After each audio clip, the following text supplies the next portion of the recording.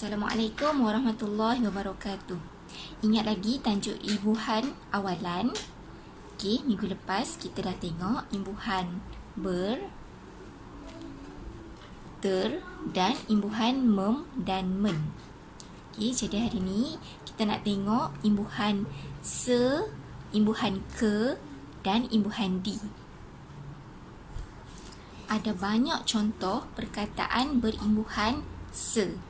Contohnya, se dan kali menjadi sekali. Se dan rangkai menjadi serangkai. Se dan kata dasar jemput menjadi sejemput. Selalunya imbuhan se melambangkan satu. Okey, se maksudnya satu. Jadi sekali maksudnya satu kali. Okey, perkataan ni sekali, serangkai, sejemput bila dieja dalam jawi sama saja ejaan dia. Okey, sin untuk se, kemudian kali. Sin untuk se, kemudian rangkai. Sin untuk se, kemudian jem, jim, mim, put, pa, waw, ta. Okey, jadi untuk menulis se, kita tulis saja huruf sin di depan. Contoh-contoh yang kita tengok tadi adalah bila imbuhan se, kemudian ada kata dasar. Tapi, kalau kata dasar bermula dengan alif, kita kena letak hamzah. Rujuk buku teks muka surat 38. Okey, tengok bahagian atas ni. Contoh imbuhan awalan se. Contoh dekat sini untuk imbuhan se, kemudian kata dasarnya ada alif. Okey, kita tengok contoh. Seutas. Seutas. Okey, nampak hamzah di atas alif. Se, kemudian ekor. Seekor. Walaupun bunyi e, tapi hamzah masih kita tulis di atas alif. Seagama. Seagama. Seulas. Seulas. Okey, nampak semuanya ada hamzah di atas alif. Seorang. Seiras. Seantero. Seakan. Okey, jadi tak kisahlah kata dasar berbunyi a, i, e, u ataupun o. Janji kata dasar tu mula dengan alif. Okey, mula dengan alif. Imbuhan awalan dan se, jadi mesti letak hamzah di atas alif. Kita tengok pula contoh-contoh perkataan yang ada imbuhan ke. Okey, contohnya ke dan dua. Kedua. Ke dan luar. Keluar. Ke dan tujuh. Ketujuh. Okey, jadi nak tulis jawinya, K adalah huruf kaf. Kedua. Keluar. Ketujuh. Ini semua ialah perkataan imbuhan ke dan kata dasar dia tidak bermula dengan alif. Macam mana pula bila kata dasar bermula dengan alif? Okey, tengok buku teks muka surat 38 juga. Tengok bahagian bawah ni. Contoh imbuhan awalan ke. Okey, contoh kata dasar yang ada alif. Arah, atas, awan, empat. Jadi bila kita tambah ke kat depan, ke arah, ke atas, ke awan, ke empat. Okey, sama juga macam imbuhan se. Ada hamzah di atas alif.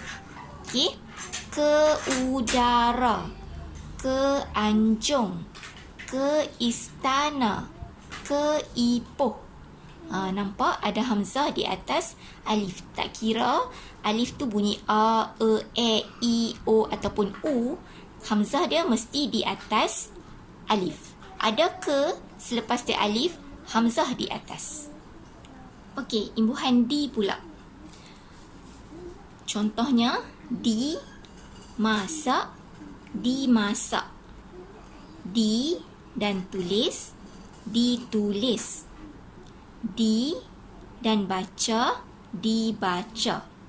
Okey, imbuhan di selalunya nak menunjukkan ayat pasif. Ayat pasif apa maksudnya? Okey, sebelum tu kita tengok ayat aktif. Ayat aktif bila ada seseorang buat sesuatu perkara. Okey, contohnya ibu memasak nasi. Ada orang kan, ibu, apa dia buat? Memasak. Memasak apa? Nasi. Tu ayat aktif. Ibu memasak nasi. Kita cuba terbalikkan ayat tu. Okey, kita mulakan dengan benda apa yang dibuat. Okey, nasi dimasak oleh ibu. Okey, nasi benda, perbuatan dia dimasak oleh siapa? Oleh ibu, orang yang membuat. Okey, jadi perkataan di ni, imbuhan di ni adalah untuk ayat yang macam tu, ayat pasif. Ada sesuatu benda dibuat oleh siapa. Itu imbuhan di. Okey, macam mana nak eja dalam Jawi? Untuk menulis di, kita tulis huruf dal saja, bukan dalia. Dalia maksudnya dia. Okey, dal untuk di. Dimasak, ditulis, dibaca. Okey, dalam tulisan Jawi, tak kira macam mana kedudukan dal tu, kedudukan di. Okey, dalam bahasa Melayu ada di yang kita jarakkan. Okey, ada di yang kita dekatkan. Di mana, di sini, di sana. Kalau kamu perasan, itu semuanya kita jarak dalam bahasa Melayu. Tapi dalam tulisan Jawi, di depan ni semua kita dekatkan dengan kata dasar. Tak ada di yang jarak, semua mesti didekatkan. Okey, ini adalah contoh imbuhan di dengan kata dasar yang bukan alif. Masak, tulis, baca, semua ni tidak bermula dengan alif. Macam mana pula kalau imbuhan di selepas dia huruf alif? Okey, tengok buku teks muka surat 37. Okey, ini semua contoh imbuhan awalan di. Diajar, diuji, diolah. Okey, semua ni mula dengan alif. Jadi bila nak tulis Jawi, kita letak hamzah di atas alif. Diajar, diuji, diolah, dialih, diambil, diangkat. Okey, ada imbuhan di selepas dia alif, mesti letak hamzah di atas.